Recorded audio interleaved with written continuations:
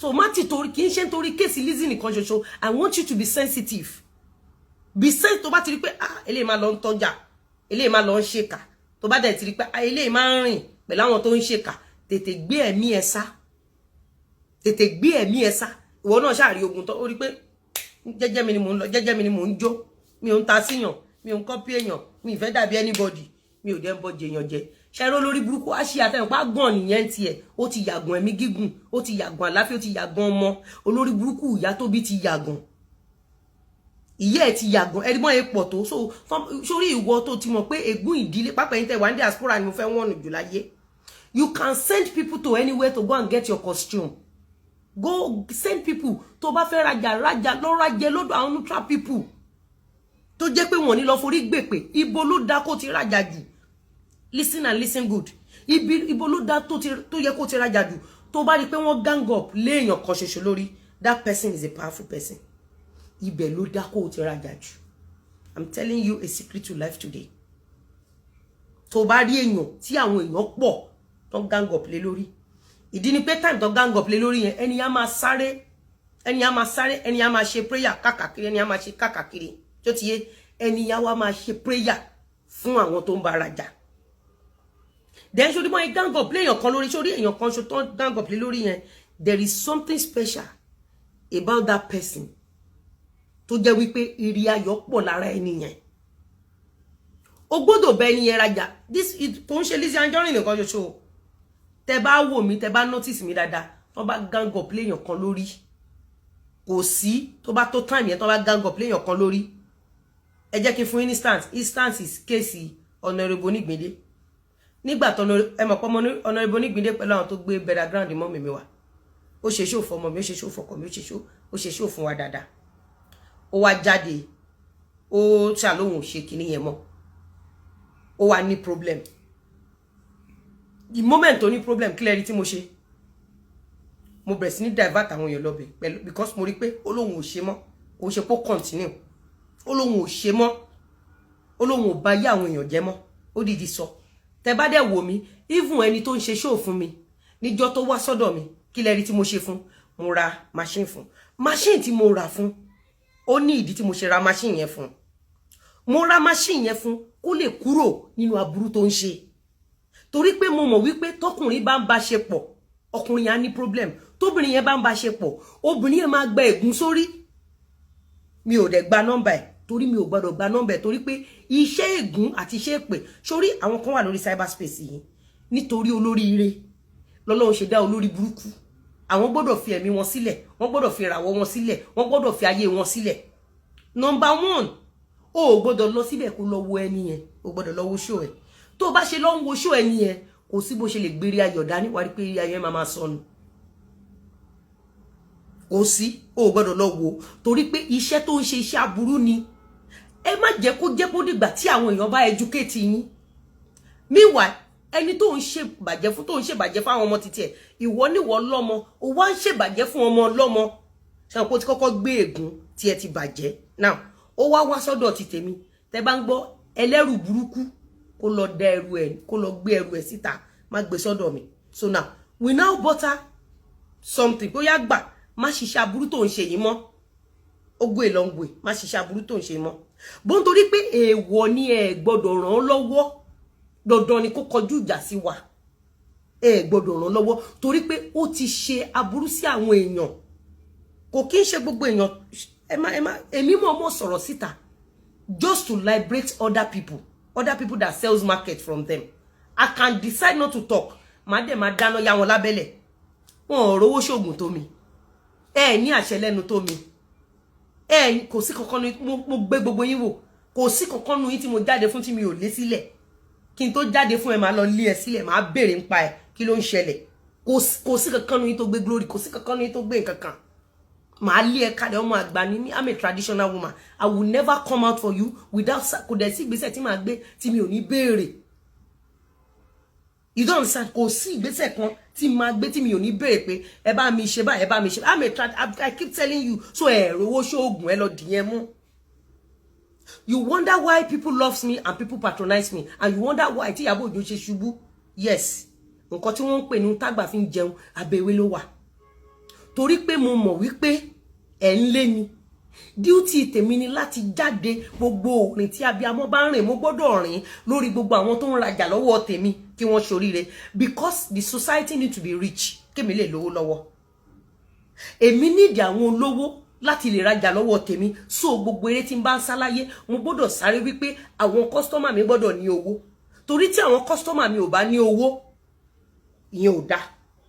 Gbogbo eré tẹ́ ń sá eré burúkú tẹ́ ń sá yẹn tí àwọn customer mi ò bá lówó ó ṣe ṣe kẹ́ mú mi so kẹ́ má bá rí mi mú mo gbọ́dọ̀ sá eré pé àwọn customer mi gbọ́dọ̀ ní owó. Àwọn customer mi tó bá ti wá ní owó wọ́n fi owó ṣàánú fún mi wọ́n rajà lọ́wọ́ mi. Tó bá ti ń rajà lọ́wọ́ ti tèmi àwọn náà gbọ́dọ̀ máa ní owó sí.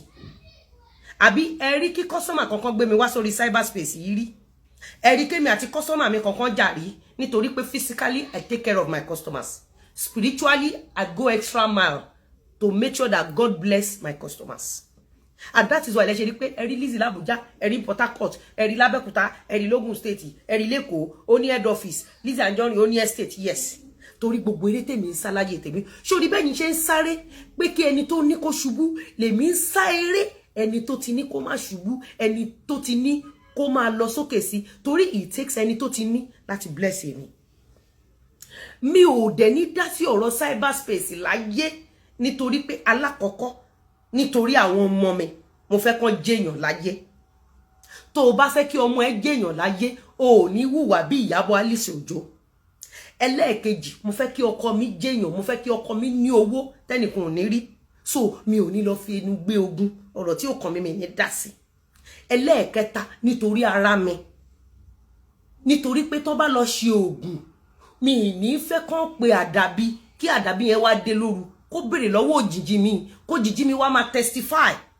Òjìji mi gbọ́dọ̀ máa testify support mi ni òjìji mi ò gbọ́dọ̀ testify against mi. Mo ti sọ a lot of spiritual consequence of nǹkan tí àwọn olórí burúkú àjẹ́ alákìísà yìí ń ṣe lórí cyberspace but ẹlòmíì inú yín wọ́n ti design ẹ̀ fún ìṣubú wọ́n ti design àwọn ọmọ ẹ̀ fún ìṣubú so ẹ̀ ní gbọ́. Am I communicating? Ẹlẹ́ẹ̀kẹrin because of my customers mo ṣe àdúrà kan lánàá máa tún àdúrà yẹn ṣe lénìí. Àdúrà tí mo ṣe lánàá náà ni pé Olúwa rú ọlá wípé tí n bá rí èèyàn tó ń dára fún inú mi máa ń dùn wá ti torí bẹ́ẹ̀ kó o gbọ́ àdúrà mi kó o dẹ̀ gbọ́ àdúrà àwọn customers mi kó o dẹ̀ gbọ́ àdúrà àwọn olólùfẹ́ mi. Olúwa rú ọlá wípé mi ò rí màjèsí tó kú kí n wá gbé wọn lọ máa fi tọrọ bárà. Instead màá mú owó nínú ogún mi màá fi rọ ìdílé náà lẹ́kún kọ́lọ́hun bá mi wọlá bẹ́ẹ̀ kó má jẹ́ kí n sọmọ nù kó má jẹ́ kí gbogbo customers mi sọmọ nù kó má jẹ́ kí gbogbo àwọn olólùfẹ́ mi sọmọ nù. Tí n bá rí obìnrin tó bá sọ̀rọ̀ fún mi nípa ilé ọkọ ẹ̀ kí Ọlọ́run bá mi wọlá contributions mi wípé ìgbéyàwó ẹni náà ò gbọ́dọ̀ túká ẹni wípé irú obìnrin bẹ́ẹ̀ gbọ́dọ̀ wà empowered. Ọlọ́run á wá ru ọlá ohun tèmi náà tún máa mú nínú ogún mi láti fi rẹ irú obìnrin bẹ́ẹ̀ lẹ́kún kọ́lọ́run wá bá mi túbọ̀ máa gbé gbogbo customers mi lékè kó dẹ̀ máa gbé èmi náà lékè. Close the door and leave this place. Carry the bag and leave please.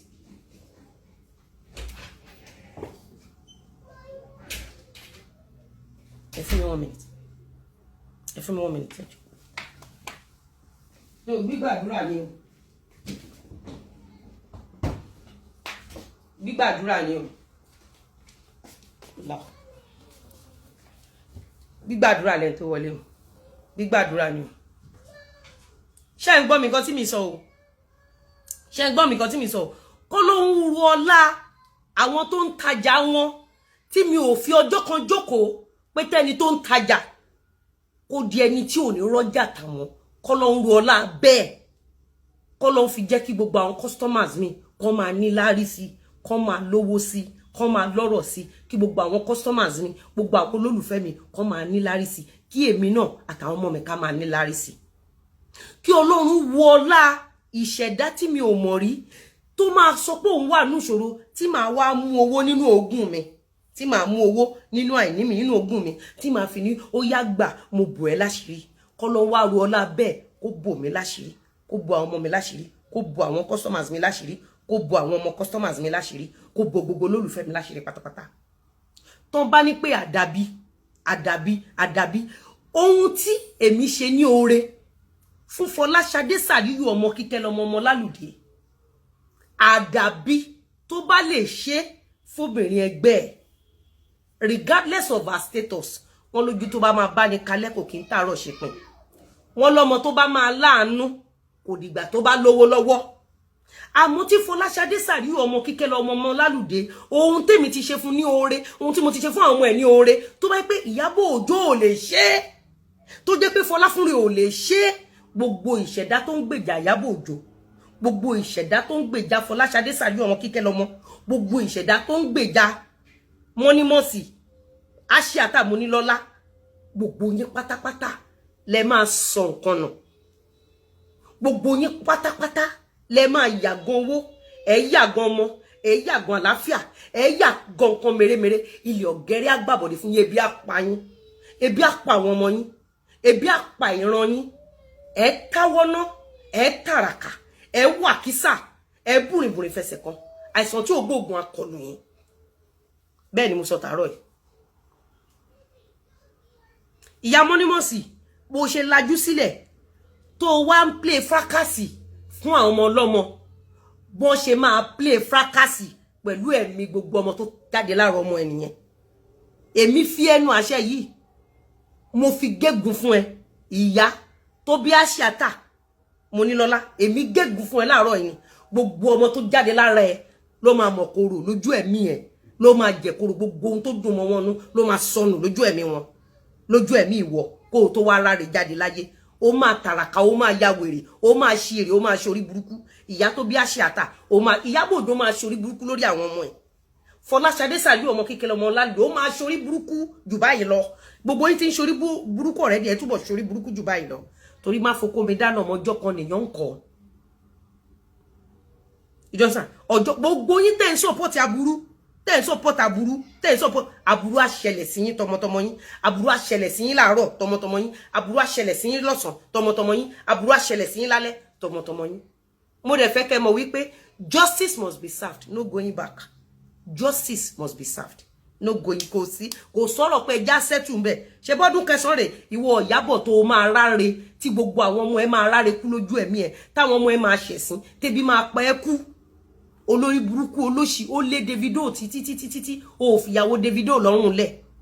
Olórí burúkú olóṣì ó lé Davido títí àgbàtọ́mọ yẹn tó gba ẹni blocking gbà tọ́mọ yẹn rínú WhatsApp group tó ti lọ ń bá títí ẹ̀ jẹ́.